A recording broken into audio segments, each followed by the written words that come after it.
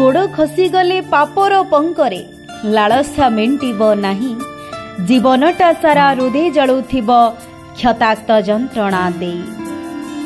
जेते दिन जाए तुमे निजको प्रतिष्ठित न करि परिछ सेते दिन जाए काहाको निज पाखरे पाइबो नाही।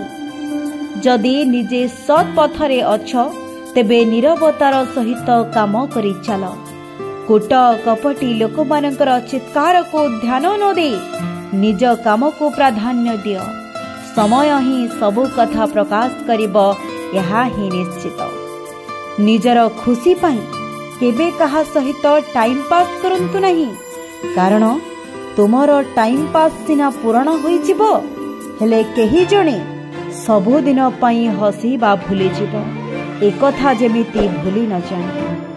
जदि आम कथाटी आपणकर हृदय को छुई थाए निश्चिंत रूप से आम चैनल को लाइक शेयर सब्सक्राइब करने केबे भूलिबे।